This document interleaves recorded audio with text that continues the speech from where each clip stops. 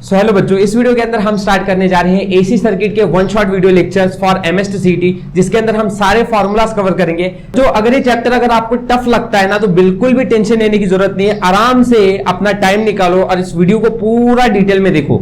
आपको ये चैप्टर बिल्कुल भी डिफिकल्ट नहीं लगने वाला है।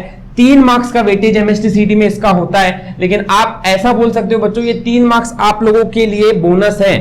ठीक है, बिल्कुल डिफिकल्ट क्वेश्चंस नहीं है बच्चों। आप लोगों को अगर थ्योरी क्लियर होगी ना, तो रियलाइज होगा कि यार इसके अंदर सिर्फ आप लोगों को कुछ ही कॉन्सेप्ट हैं जो एमएसटीसीटी में बार बार पूछते हैं, और उन्हीं की तैयारी हमें अच्छी तरह से करनी चाहिए।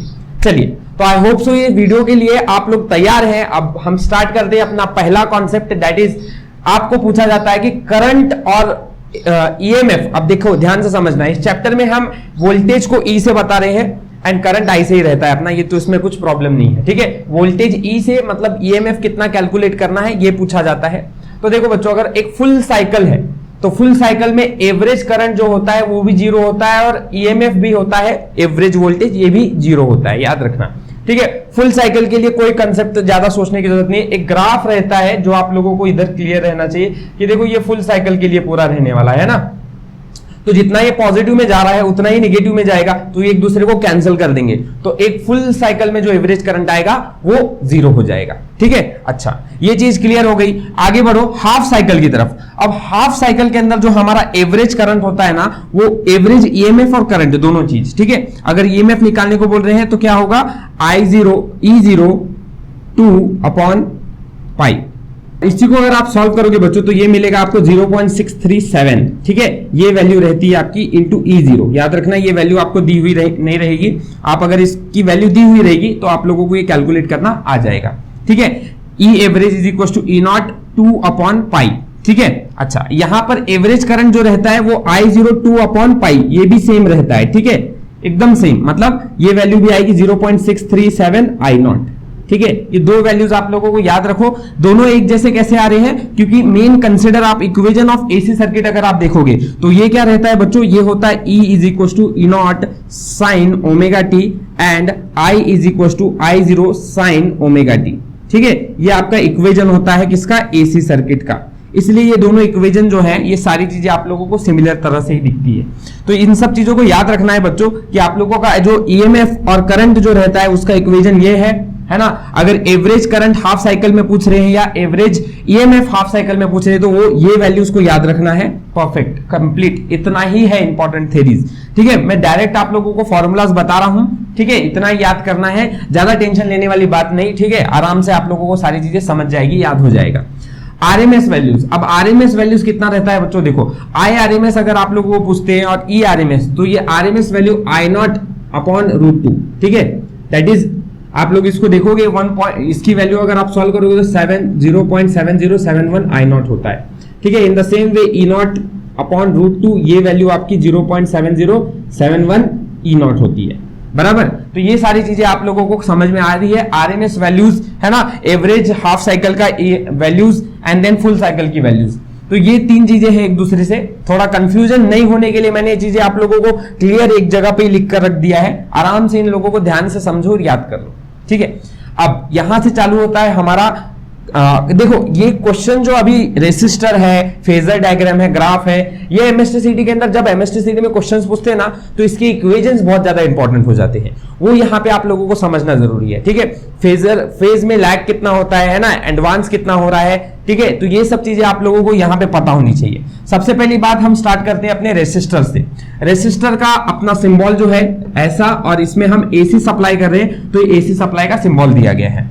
E is equal to E0 sine omega T and current जो होता है वो I0 साइन ओमेगा टी। ये दोनों है ना, याद रखना, ये इंपॉर्टेंट इक्वेशन है ना। एसी सर्किट में रेसिस्टर के लिए इक्वेशन जो होता है वो E और I का देखो कैसा है, सेम सिमिलर है, मतलब इसमें कोई फेज डिफरेंस नहीं होता है, बराबर बच्चों। फेज डिफरेंस नहीं होगा, इसलिए अभी इसका फेजर डायग्राम थोड़ा ध्यान से देखना। ठीक है, मैं यहाँ पे छोटा ही बना रहा हूं, ज्यादा टेंशन लेने की बात नहीं। फेजर डायग्राम जो बनेगा इसका वो ऐसा रहेगा, दोनों एक ही फेज में रहेंगे, बस थोड़ा सा ऊपर नीचे मतलब कम ज्यादा रहता है। ठीक है, अब ज्यादा कौन है, देखो ये जो रहता है, ये आप लोगों का ग्राफ जो रहता है वो E0 का होता है, और ये जो ग्राफ होता है वो आपका I0 का होता है। ठीक है, तो आप लोग इतना ध्यान में रखो कि E की वैल्यू और I की वैल्यू जो यहाँ पे है वो दोनों एक फेजर डायग्राम के अंदर एक ही है, थोड़ा बहुत कम है। याद रखिए। लेकिन अगर इसमें बोला जाए कि फेज डिफरेंस कितने का है, तो फेज डिफरेंस 0 का होता है। किसमें? रेसिस्टर के अंदर। किसके बीच में? करंट और ईएमएफ के बीच में फेज डिफरेंस 0 का है, राइट। और ग्राफ अगर इसका पूछा जाएगा तो ग्राफ भी एकदम सिंपल है बच्चों। देखो पहले तो आप लोग बनाओगे किसका ग्राफ? ईएमएफ का ग्राफ, और बाद में करंट का ग्राफ, ठीक है।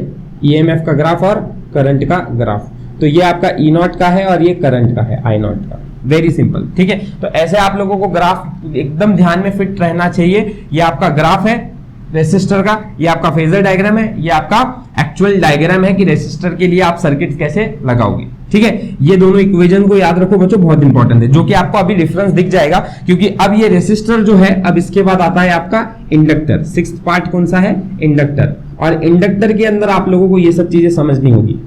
देखो इंडक्टर के अंदर पहली बात तो आप एल से बता रहे हो उसको, ठीक है। आपने पहले चैप्टर में पहले भी देखा है इसके बारे में, ईएमएफ में हम बता रहे थे इसको।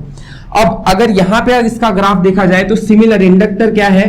इंडक्टर के अंदर हमें सिंबल सेम वैसा का वैसा सब चीजें, ठीक है। एसी सप्लाई कर रहे हैं हम, है ना। ये इंडक्टर हमारा एल है, लेकिन यहाँ इक्वेशन बहुत इंपॉर्टेंट हो जाता है, ठीक है। एसी सर्किट में अब इंडक्टर के अंदर क्या इक्वेशन बनेगा? देखो ई का और आई का, करंट का और इसका equation, E is equal to E naught sine omega T रहता है, राइट बच्चों, है ना। और आई का अगर इक्वेशन पूछेंगे तो आई नॉट साइन, है ना। यहां पे ध्यान रखना इसका फेज डिफरेंस जो है वो लैग करता है कितने से? π/2 से।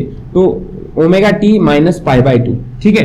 ये आपका फेज डिफरेंस है, π/2 माइनस ओमेगा टी। इसमें दोनों में आप लोगों को ईएमएफ और करंट के बीच में इक्वेशन तो दिखाई दे रहा है। इसमें आपको दिखेगा ये ओमेगा टी और यहाँ पे ओमेगा टी माइनस π/2 है। मतलब यहाँ दोनों के बीच में जो है वो फेज डिफरेंस हो रहा है, ठीक है। और वो कितने का फेज डिफरेंस है? 90 का, राइट। ये बात समझो, ये इक्वेशन इंपॉर्टेंट। तो बच्चों इस इक्वेशन को मैं ऐसा भी लिख सकता हूं, ये 90 मुझे नहीं चाहिए तो मैं लिख सकता हूं I0 cos ओमेगा टी, लिख सकता हूं ना बच्चों? यस। तो ये हमारा इक्वेशन करंट का बन जाता है, I equal to I naught cos omega T and E is equal to E naught sine omega T, ठीक है। तो ये दोनों चीजों के बीच का कॉन्सेप्ट आप क्लियर रखो। इधर आप लोगों को इंडक्टर में सीटी के अंदर क्वेश्चंस ऐसे रहते हैं, ये आपका इंडक्टर का करंट का इक्वेशन है ना, ध्यान में रखना है इसको। तो या तो ये दे सकते हैं या तो ये दे सकते हैं। फिर सवाल में थोड़ा कंफ्यूजन होता है कि कॉस कैसे आ गया, बहुत बच्चे कंफ्यूज रहते हैं। टेंशन लेने वाली बात नहीं है, एकदम अच्छी तरह से दिमाग में ध्यान में रखना है कि आपका करंट का इक्वेशन जो है और ईएमएफ का इक्वेशन इंडक्टर के लिए लैग बिहाइंड कर रहा है, इसलिए इक्वेशन ऐसे भी लिख सकते हो आप, ठीक है। अब इसी की वजह से आपका ग्राफ कैसा बनेगा? पहली बात तो हम फेजर डायग्राम बनाते हैं इसका, ठीक है। फेजर डायग्राम, ठीक है। अब फेजर डायग्राम कैसा रहेगा देखिए। अगेन यहां पे आपका कंसेप्ट जो है वो फेजर डायग्राम का कुछ ऐसा रहेगा। यहां पे फिर से वही चीज, ईएमएफ में तो कोई फर्क नहीं पड़ेगा, मतलब आपका ईएमएफ उसी तरह से जाएगा जैसे जा रहा है। बस करंट कैसा कर रहा है? लैग बिहाइंड कर रहा है। मतलब थोड़ा ध्यान से देखो हाँ बच्चों, ये हमारा कौन सा ग्राफ है? ईएमएफ का ग्राफ है, ई का, ठीक है। ई का याद रखो, ई लिखो, ई नॉट आपको पता रहना चाहिए। ये पॉइंट ई नॉट का है, इसलिए मैं यहाँ पे आप लोगों को इस तरफ दिखा रहा हूं, पर ऐसे नहीं, आप इधर भी दिखा सकते हो, ठीक है। वहां पे ही करेक्ट रहता है। अब नीचे की तरफ देखो थोड़ा सा, यहां पे अगर आप लोग देखोगे तो करंट देखो, जहां पे आप लोगों का ई जो है वो अपने इनिशियल पॉइंट पे है, तब ये कुछ फेज डिफरेंस π/2 से जा रहा है, मतलब नीचे से आ रहा है। तो मैं देखो बच्चों एग्जैक्टली नीचे नहीं दिखाऊंगा, है ना, वो अलग बात है। यहां फेज डिफरेंस थोड़ा सा कम पड़ रहा है तो हम ऐसा कुछ दिखाएंगे, ठीक है। एक मिनट, हाँ देखो, हम फेज डिफरेंस कुछ इस तरह से दिखाएंगे, ठीक है। ये अब ये देखिए, ये यहां पे एग्जैक्टली बराबर इस लाइन पर नहीं है ना। ग्राफ को थोड़ा सा सही से ध्यान रखना है, उल्टा कुछ गलत याद नहीं करना है बच्चों हमें, ठीक है। अब यहां पर देखो, यहां पर भी आप लोग थोड़ा सा फेज नीचे की तरफ दिखा रहे हो। ये आपको फेज जो है वो आई नॉट का है और ये आपका ई नॉट का है, ठीक है। दोनों के बीच में डिफरेंस देख लो, ठीक है। और यहाँ पे देखो, जहां पर ये चालू हो रहा है, जहां पे ये जब जीरो पे है, जीरो पे कौन, जब आप लोगों का ईएमएफ जीरो पर है, तब ये वैल्यू कहां पे है? ये अपने कुछ लैग बिहाइंड कर रही है, समझ में आ रहा है, मैक्सिमम पे है। फेज डिफरेंस का लैग है इसलिए नीचे की तरफ दिखा रहे हैं, लेकिन याद रखना जब ये मिनिमम रहेगा तब ये मैक्सिमम दिखा रहा है। फिर जब ये मिनिमम हो रहा है ना बच्चों, तब देखो यहाँ पे ये क्या दिखा रहा है? मैक्सिमम दिखा रहा है। समझ में आ रही है बातें? तो ये आपका फेजर डायग्राम से आप कंक्लूजन बना सकते हो। फिर इसके आगे बढ़ते हैं बच्चों। अब इसका डायग्राम के बाद, फेजर डायग्राम के बाद अब इसका ग्राफ कैसा बनेगा देखो आप। जो ग्राफ है इसका, अब ग्राफ के लिए हम क्या करने वाले हैं, फेज डिफरेंस अगर हमें लैग करता हुआ दिखाई दे रहा है तो हम कुछ ग्राफ इस तरह से बनाएंगे बच्चों। देखो ध्यान से एकदम समझना, ग्राफ के अंदर बहुत सारे बच्चे कंफ्यूज्ड रहते हैं, गलत बनाते हैं, ठीक है। तो यहाँ पे आप लोगों को फेजर डायग्राम जब बनाना है और ग्राफ बनाना है, ठीक है, देखिए इस तरफ तो आपका करंट जा रहा है, ओके, सॉरी ईएमएफ जा रहा है, तो ईएमएफ ये ई नॉट है, और आप लोगों का करंट जो है वो लैग बिहाइंड कर रहा है ना, तो लैग बिहाइंड कर रहा है इसलिए यहाँ पे दिखा रहे हैं। ठीक है, थोड़ा सा ज्यादा दिखाओ, ये कुछ इस तरह से दिखेगा। तो ये आपका कौन सा है, आई नॉट की वैल्यू है। ओके, ये आपका करंट इंडक्टर के लिए ग्राफ बन जाता है। ठीक है, अब इसमें एक इंपॉर्टेंट कंसेप्ट आता है जो कि होता है इंडक्टिव रिएक्टेंस। क्या होता है, इंडक्टिव रिएक्टेंस। ठीक है, जो बोल रहा हूं बच्चों ध्यान से नोट करते हुए चलो, यही सब चीजें हैं जो एमएसटीसीटी इस पे सवाल आपको पूछ रहा है। ठीक है, inductive reactance is denoted at XL, XL से हम बताते हैं, और इसका फॉर्मूला होता है ओमेगा इंटू एल। राइट, ये इसका फॉर्मूला होता है ओमेगा इंटू एल, याद रखिए। ठीक है, एक्सएल इज नथिंग बट, अब ओमेगा मतलब 2 पाई एफ होता है फ्रीक्वेंसी इंटू एल, तो ये फॉर्मूला भी याद रख सकते हो। क्लियर, तो ये सब बातें हैं इंडक्टिव रिएक्टेंस के बारे में, सारी चीजें ये। ओके, इंडक्टर, फेजर डायग्राम और इसका ग्राफ, और फिर इसके साथ इसका फॉर्मूला इंडक्टिव रिएक्टेंस का, XL is equal to omega into L, बस खत्म। इतनी ही चीजें आप लोगों को यहाँ पे इसके लिए मतलब हमारे इंडक्टर के लिए पता होना चाहिए। राइट, बस ज्यादा टेंशन लेने वाली बात नहीं। आगे बढ़ते हैं बच्चों, अब कैपेसिटर के ऊपर बढ़ते हैं, है ना। कैपेसिटर भी सेम सिनेरियो है। देखो कैपेसिटर के अंदर और इसके अंदर क्या आप लोगों को अलग दिख रहा है वो थोड़ा सा नोट करना है यहाँ पर। ठीक है, चलिए स्टार्ट करें। ओके, देखो बच्चों, इंडक्टर के अंदर हम लोगों का कहां से ग्राफ, इंडक्टर के लिए क्या हो रहा था, वैसे ही कैपेसिटर के लिए हम सिंबल जो दिखाएंगे, है ना, हमारा सर्किट वो ऐसा रहेगा। कैपेसिटर को हम किससे बता रहे हैं, कैपेसिटर को सी से बताया जाता है। ठीक है, और ये सिंबल है कैपेसिटर का, देखो ध्यान से कैसा है सिंबल, इस तरह से। ठीक है, ओके, नाउ एसी सर्किट अभी हमने लगाया, और फिर यहाँ पे ये हमारा सर्किट बन गया। इक्वेशन देखो, E is equal to E naught sine omega T रहता है, और इसके अंदर जो फेज रहता है वो करंट का आई नॉट ईएमएफ के कंपैरिजन में पाई बाय 2 से एडवांस करता है। क्या करता है, पाई बाय 2 से एडवांस करता है। ठीक है, अच्छा, तो अब यहाँ पे ये दोनों ग्राफ के बीच में आप लोग देखो, फिर से आपके इक्वेशन के बीच में भी फर्क है ना। पहले वाले में बिल्कुल भी फेज डिफरेंस नहीं था, इसमें फेज डिफरेंस 90 का लैग कर रहा है, इसमें फेज डिफरेंस 90 से एडवांस कर रहा है। राइट, तो अब फेजर डायग्राम इसी से हम कैसे बना सकते हैं, तो फेजर डायग्राम कुछ इस तरह से बनेगा। देखो यहाँ पे हम लोगों का ये स्टार्ट होगा वहीं से, मतलब ईएमएफ के लिए कोई चेंज नहीं है। ठीक है, ईएमएफ के लिए कोई चेंज नहीं है, वो वैसा ही रहेगा जैसा था, मतलब ई नॉट की वैल्यू जो है वो यहाँ पे आ रही है। करंट के लिए क्या होगा, देखो बच्चों, अब लैग कर रहा था ना, लैग कर रहा था वो वाला, ये वाला क्या कर रहा है, एडवांस कर रहा है। तो एडवांस कर रहा है मतलब कुछ ऊपर से आप बनाएंगे, है ना, और कुछ ऊपर से जाते हुए, है ना, पूरा बीच में से जा रहे हैं हम, तो पूरा नीचे भी नहीं जाएंगे, इस तरह से कुछ हमारा ग्राफ बन जाएगा। ठीक है, ये इस तरह से हमारा कुछ ग्राफ बन जाएगा। ठीक है, ओके, ध्यान में रखना। ठीक है, तो ये आप लोगों का, ये थोड़ा छोटा बनाते हैं, ये ई नॉट का ग्राफ है और ये आपका आई नॉट का ग्राफ है। ठीक है, कैसे जा रहा है देखिए, तो ये दोनों के बीच में आप लोगों को यहां पर भी दिख रहा होगा कि जब ये मिनिमम है तब ये अपने मैक्सिमम पॉइंट पे है, और जब ये अपने मिनिमम पॉइंट पे करंट है तब ये अपने मैक्सिमम पॉइंट पर है। ठीक है, ओके, राइट नाउ तो समझ में आ जाए बच्चों, आप लोगों को सिर्फ यहाँ पे कंक्लूजन यही ड्रॉ करना था मुझे। इधर भी आप लिख सकते हो इक्वेशन को कि I is equal to I naught, और इस पाई बाय 2 को हटाना है तो मैं यहाँ पे लिख सकता हूँ कॉस ओमेगा टी। ठीक है, वेरी क्लियर, एकदम सीधा सीधा कॉन्सेप्ट आप लोगों को समझा रहे हैं, एकदम ज्यादा एकदम डिफिकल्ट नहीं है बच्चों। ठीक है, एकदम हलवा कॉन्सेप्ट है, आप लोगों को जो बताया जा रहा है उतना नोट करेंगे बस आगे। अब ये आप लोगों का फेजर डायग्राम है, आपका ग्राफ कैसा बनेगा देखो। अब ग्राफ जो है ये आप लोगों को पता है कि अब एडवांस कर रहा है पाई बाय 2 से, तो पाई बाय 2 से एडवांस कर रहा है, तो इस तरह से आप बनाकर नहीं चलेगा। इस समय आप लोगों को यहाँ पे ईएमएफ रखना होगा, दैट इज ईएमएफ की वैल्यू ई नॉट ऐसी रहेगी, लेकिन यहाँ पे करंट जाएगा कुछ इस जगह पर, कितना, इस जगह पर करंट आपका। ठीक है, तो ये आपका आई नॉट है, ये आपका ई नॉट है। ठीक है, दोनों ग्राफ के बीच में डिफरेंस देखो। ठीक है, ये आपका कैपेसिटर के लिए बना, ये आपका इंडक्टर के लिए बना। ओके, अब इसी तरह से आप लोगों का जैसे इंडक्टर में आया था इंडक्टिव रिएक्टेंस, वैसा कैपेसिटर में आता है आपका कैपेसिटिव रिएक्टेंस। क्या आता है, capacitive reactance, capacitive reactance. Right, अब इसको किससे बता दें बच्चों, कैपेसिटिव रिएक्टेंस को हम कैपेसिटिव रिएक्टेंस को एक्सी से बताते हैं। किससे बता रहे हैं, एक्सी से। फॉर्मूला क्या होता है, XC is equal to 1 upon, है ना, 1 अपॉन ओमेगा इंटू सी। देखो दोनों के बीच में डिफरेंस देखो बच्चों, यहाँ पे आप लोगों का जो एक्सेल था वो ओमेगा इंटू एल था, और वहां पे एक्सी 1 अपॉन ओमेगा सी है। इसी पे सबसे ज्यादा कंसेप्ट है, इन दोनों कंसेप्ट पे ही रिलेटेड सवाल ज्यादातर मिलता है। ठीक है, कैसे आ रहे हैं, तो अभी थोड़ी देर और रुकिए, एमएसटीसीटी के क्वेश्चन ही होने वाले हैं हम लोगों के, 2 पाई एफ इंटू सी। राइट, तो ये हो गया आप लोगों का कैपेसिटिव रिएक्टेंस का भी कंसेप्ट खत्म। ठीक है, ये सब चीजें आप लोगों को समझ में आ गई है। आगे बढ़ते हैं, है ना। अब यहां से हमारा important concept regarding the LR circuit, LC circuit, ये सब स्टार्ट हो रहा है, एलसीआर सर्किट। तो चलो शुरू करते हैं। आगे की तरफ एलआर सर्किट पे बढ़ते हैं। ये 3 सर्किट्स है बच्चों, ठीक है। इन तीनों सर्किट्स के अंदर हमें एलसीआर सर्किट, ये थोड़ा सा समझ लो आप लोग, ठीक है। एलसीआर सर्किट को क्यों पहले सिखा रहा हूं, क्योंकि यही सब चीजें हैं जिससे आपको अंडरस्टैंडिंग इजी हो जाएगा। तो एलसीआर सर्किट के अंदर हमको ये जेड जो है ये अपना क्या है, इंपीडेंस होता है। क्या होता है बच्चों, इंपीडेंस, ठीक है। अब इंपीडेंस को बताने का फॉर्मूला जो रहता है, यहां पे आप लोगों को R square plus XL minus XC का होल स्क्वायर। अब बहुत देखो, आर मतलब रेजिस्टेंस, रेजिस्टेंस मतलब यूनिट होगा ओहम, है ना।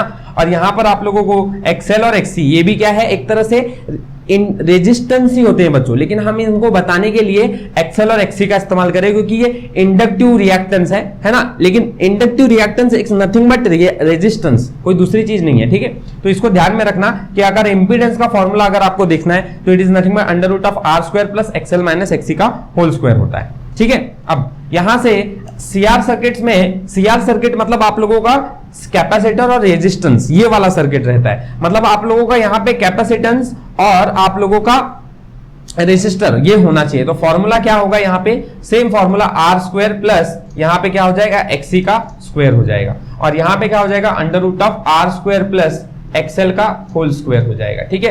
यहां पे आप लोगों का एलआर सर्किट है, तो रेजिस्टेंस और हमको इंडक्टिव रिएक्टेंस की जरूरत पड़ने वाली है, ठीक है। तो ये सब बातें हैं जो आपको पता होनी चाहिए इन फॉर्मूलाज के अंदर। एक जनरल चीज जो आप लोगों को बहुत बार एग्जाम में रहता है कि आप लोगों को करंट कैलकुलेट करने को बोलते हैं यहाँ पे, ठीक है। तो करंट कैलकुलेट कैसे करोगे बच्चों, देखो करंट निकालने का, चाहे तीनों में से कोई भी हो, ये वाला निकालने को बोले ये या ये, कोई भी, लेकिन करंट के लिए V is equal to I R हमें पता है ना। V का general formula V is equal to I R होता है।